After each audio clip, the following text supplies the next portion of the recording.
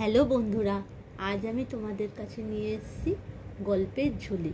চলো গল্পের ঝুলি থেকে একটি সুন্দর গল্প বের করে আজ আমি তোমাদেরকে শোনাই। এক বৃদ্ধ চাষি ছিল, আর সেই চাষির 3 ছেলে ছিল।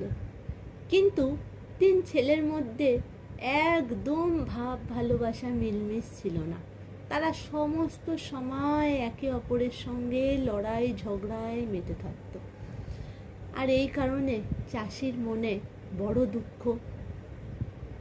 একদিন চাষি 3 ছেলেকেই ডাকলো, ডেকে একটি করে লাঠি 3 ছেলের হাতে দিল। বলল, তোমরা এই লাঠিটাকে ভাঙো। তখন 3 ছেলেই ওই একটা লাঠি মরাত মরাত করে ভেঙে ফেলল।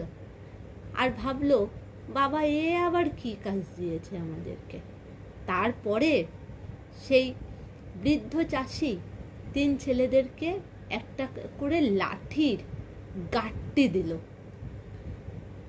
তখন প্রথমে বড় ছেলেকে দিল, নাও তুমি এই লাঠির গাঁটটিটা ভাঙো। তখন বড় ছেলে হাজার চেষ্টা করেও সেই লাঠির গাঁটটি ভাঙতে পারল না।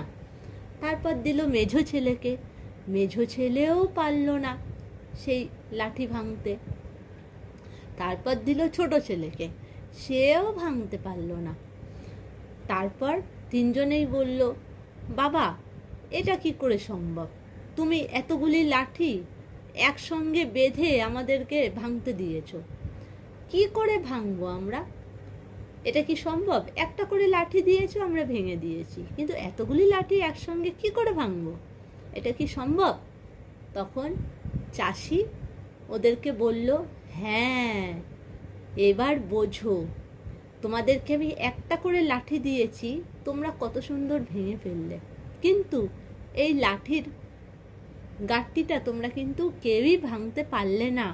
ঠিক সেই রকম তোমরা যদি একা একা থাকো, একা একা চলো, তাহলে কিন্তু যে কোনো শত্রু, যে কোনো বাইরের মানুষ, খারাপ মানুষ তোমাদেরকে আক্রমণ করবে, তোমাদের ক্ষতি করে দেবে, চাইলেই তোমাদের সর্বনাশ করে দিতে পারে। কিন্তু তোমরা 3 জন যদি একসঙ্গে থাকো, মিলেমিশে থাকো, তাহলে কিন্তু কেউই তোমাদের কোনো ক্ষতি করতে পারবে না, কেউই তোমাদের কোনো সর্বনাশ করতে পারবে না। তখন 3 ছেলে বুঝলো যে না, আমরা তো ভাই ভাই, আমরা তো 3 ভাই, তাহলে আমরা কেন এত লড়াই ঝগড়া করি?